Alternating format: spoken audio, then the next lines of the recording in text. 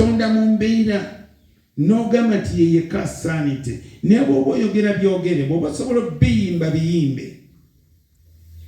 Naye njagala kaseera ko katuteekenga mu mode ya kusinza Katonda. Buli anaawuliranga ng'alina okusinza Katonda wakira najjanga mu saavisi ey'okumakya ey'olweggulo esembayo waakiri eneedibanga. Kale kankitwale kankyogere bwe nti naye nja kusaba abasinza mutuwe ekiseera ekirungi mu saavisi esooka. Mukama mulungi. Ne saavisi eyokubiri tuba tusinza naye njagala esooka eggumire n'okusinza kubanga nkiwulidde nga kintonnyamu nnyo. Mbadde mbula okugamba nti waleme okubeera n'ekigambo. Simanyi oba buli lw'otambula, buli kigere ky'otambula, otambula osinda nnaku, otambula wejjusa, oba osinza Katonda kubanga okyaliwo. Oyinza okutunuulira munno n'otambula nga ennaku Yesu tusolwa munno kubanga oli ali bulungi. Naye buli lw'omanya Katonda wo n'omusinza ne bw'oba tolina magezi agenda gakuwa. Ne bw'oba tolina magezi agenda gakuwa kubanga oyimusiza ekitiibwa kye. Mukama mulungi.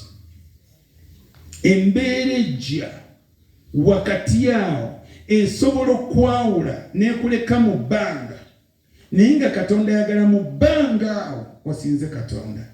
Naye emirundi egisinga bwe batuteeka mu bbanga tudduka kuvaawo, tetuba na kigambo kyonna kisinza Katonda, ne tweyuna eri abantu, ne tweyuna eri obuyambi, ne twerabira nti Katonda tulese mu bbanga y'alina obuyambi obusinga.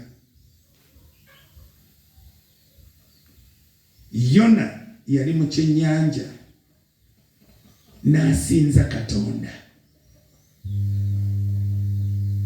Yatambula, Mukama amutumye n'atema. Naye bwe yajjukira Katonda teyakyukira kirala, yasinza Katonda.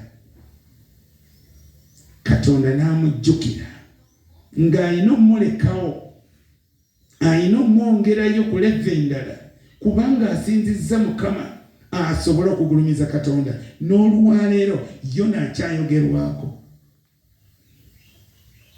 Amiina.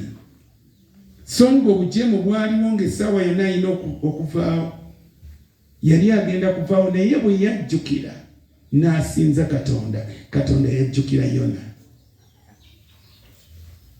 Tugenda kumalako mwaka.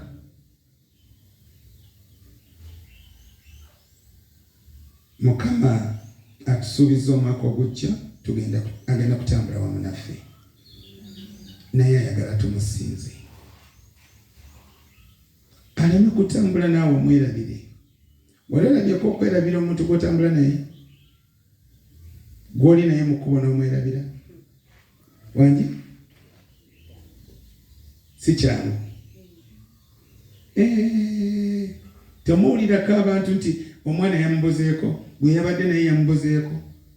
Aga nti ambuza kasita muntu mukutu n'asinkanayo, mwana mutono ddeyo munoonya. Olaba abaana bazadde ba Yesu baamwerabira mu kkubo, ne batambula olugendo lwa nnaku 3, balina omwana muto, olugendo lwa nnaku ng'omwana tebamanyi gyali. Kyangu okutambula mu lugendo ne weerabira ne gw'oli naye, naye nkusabira oleme kwerabira Katonda. Amiina. Omwana asobola okwerabira mukadde we n'amuta omukono, naye omwana buli lwata omukono gwa mukadde we asobola okubulira mu kkubo. Kati gwe toto omukono gwa mukaddewo, toto omukono gwa Mukama, kubanga alina pulaani ennungi ky'oli. Atuwadde essuula 41 mu Isaaya, tugisome. Bwe baka bwe njagala twogereko nga tugenda okuyingira omwaka, kubanga lwe lunyiri lwe yatuwa omwaka ogujja. Agenda kutambula naffe era tugenda kuluyitamu mu bbanga lyonna. ne wiiki ey'okusaba tuteekateeka 31st naye ate tweteekereteekere n'okusaba nga twewonga mu maaso ga Katonda, tuyigirizibwe, tusomesebwe, tulabe engeri gye tugenda okutambula ne Mukama. Tosubwa kuyigirizibwa okwo, kusomesebwa okwo. Mukama yagamba ku mulundi guli abantu tebaayaniriza kigambo kye. Yatugamba tugenda kumusinza naye tetwakiwulya naye tetwakyaniriza.